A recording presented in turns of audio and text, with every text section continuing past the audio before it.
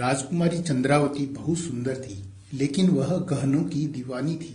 उसके पिता विभिन्न देशों से गहने मंगवाने पर बहुत धन खर्च करते थे, परंतु उसे संतोष न होता था। एक बार एक जोहरी ने उसे हीरों का एक बहुत महंगा हार उपहार में दिया और बोला, राजकुमारी जी, दुनिया में अपनी तरह का यह एक ही हार है। और सचमुच वह हार उसके सबसे बहुमूल्य हारों में से एक था। एक दिन राजकुमारी ने वह हार पहना और अपनी सहेलियों के साथ महल के उपवन में गई। जैसे ही उसने उपवन का सरोवर देखा, उसे तैरने की इच्छा हुई। उसने अपना हार उतारा और अपनी एक विश्वस्त बूढ़ी दासी को देते हुए बोली, इसका ध्यान रखना, यह एक बेशकीमती हार है। ग्रीष्म ऋतु की चिलचिलाती दोपहर थी। वह बूढ़ी दासी हार को हाथ में लिए आम के एक वृक्ष की छाया में बैठकर राजकुमारी की प्रतीक्षा करने लगी। प्रतीक्षा करते हुए कुछ क्षणों के लिए उसे झपकी आ गई। तभी उसे लगा कि कोई उससे वह हार छीन रहा है, तो वह डर के मारे उठ खड़ी हुई। परंतु जैसे ही उसकी आंखें खुली, वह हार नदारद था। बूढ़ी दासी इसके परिणाम से डर गई। उसे समझ नहीं आया कि वह क्या करे। वह जानती थी कि इतना कीमती हार खोने की सजा बहुत भयानक होगी। वह जोर से चिल्लाई, चोर चोर चोर राजकुमारी का हार लेकर भाग रहा है। राजा का उपवन कड़ी सुरक्षा में था। जैसे ही वह दासी चिल्लाई, पहरेदार दौड़कर वहां आ पहुंचे और चोरी का मामला जानकर चक्कर में पड़ गए। वे दासी के पास आए और उससे चोर के भागने की दिशा पूछी। डर से कांपते हुए उस वृद्धा ने किसी दिशा की ओर इशारा किया। पहरेदार चोर को पकड़ने के लिए उसी दिशा में दौड़ पड़े। सड़क पर एक किसान खड़ा था और जब उसने दो शाही पहरेदारों को दौड़ते देखा, तो वह समझा कि वे उसे ही पकड़ने के लिए आ रहे हैं। वह डर गया और भागने लगा, किंतु वह उनका मुकाबला नहीं कर पाया और कुछ ही समय में पकड़ लिया गया। क्रोधित पहरेदारों ने उससे पूछा, हार कहाँ है? कौन सा हार? घबराहट में किसान ठोकर खाकर गिर पड़ा। राजकुमारी का हीरों का हार, तुमने उसे कहाँ छिपाया है? किसको दिया है? किसान बहुत ही डर गया था। रक्षकों से पीछा छुड़ाने के लिए उसने कह दिया, मैंने उसे अपने मालिक को दे दिया है। रक्षकों द्वारा किसान को कारागार भेज दिया गया और उसके मालिक जमींदार को पकड़ लिया गया। तुम्हारे किसान ने जो हार तुम्हें दिया है, वह कहाँ है? रक्षकों ने जमींदार से पूछा। कैसा हार? जमींदार को कुछ समझ न आया। नाटक मत करो, वह एक कीमती हार है। जमींदार ने अनुमान लगाया कि कोई चीज गुम हो गई है और ये रक्षक उसकी कोई बात नहीं सुनेंगे।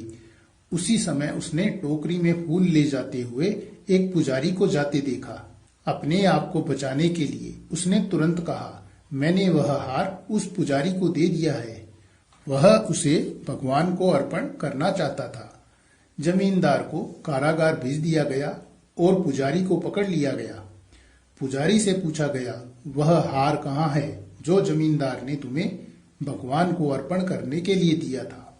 वह चुराया हुआ हार है। यह सुनकर पुजारी चकरा गया। पुजारी को कुछ समझ न आया कि क्या चोरी हुआ था और चोरी से उसका क्या संबंध है। वह इतना जानता था कि जमींदार ने उसे फंसाया है।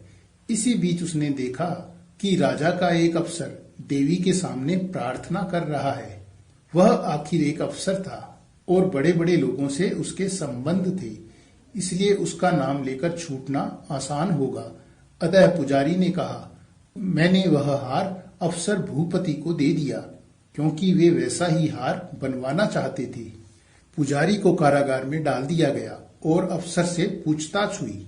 भूपति राज दरबार में लंबे समय से कार्य कर रहा था, इसलिए वह स्थिति को औरों से ज्यादा अच्छी तरह से समझ सकता था। वह जानता था कि एक कीमती हार गुम हुआ है और समस्या की जड़ तक जाए बिना एक व्यक्ति से दूसरे व्यक्ति पर दोषारोपण हो रहा है। वह राजकुमारी का स्वभाव जानता था, इसलिए उसने कहा, मैंने उसे राजकुमारी जी को ही भेंट कर दिया है, क्योंकि उन्हें गहनों से बहुत लगाव है। लेकिन हार राजकुमारी के पास नहीं था, इसलिए उन चारों को कारागार की एक ही कोठरी में रखा गया, परंतु उनके पास से हार नहीं मिल सका। राज्य का मुख्यमंत्री चिंतित था। उसने सोचा कि यदि वह कारागार जाकर उन चारों की बातचीत सुने तो कुछ सुराग मिल सकता है। मुख्यमंत्री एक रात चुपके से कारागार पहुंचा।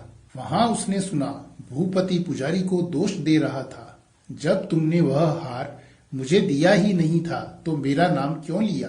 मैं मंदिर में केवल प्रार्थना करने के लिए आया था। पुजारी जमींदार को दोष दे रहा था, जब एक हफ्ते से मैं तुमसे मिला तक नहीं तो तुमने मेरा नाम क्यों लिया? जमींदार किसान को डांट रहा था, तुम निकम्मे हो, तुमने मुझे भी मुसीबत में डाल दिया। मैं उस हार के बारे में कुछ भी नहीं जानता। किसान कह रहा था, मैं तो महल के नजदीक भी नहीं जाता, परंतु पहरेदार मेरे पीछे पड़े थे। मुख्यमंत्री को अब समझ आया कि अपराधी इनमें से कोई नहीं है, बल्कि कोई अन्य व्यक्ति ही है। उसने सोचा कि उस बूढ़ी दासी ने भी इन चारों जैसा ही काम किया होगा और हार उपवन में ही कहीं होगा। उसने हार की तलाश में कुछ सेवकों को उपवन में भेजा।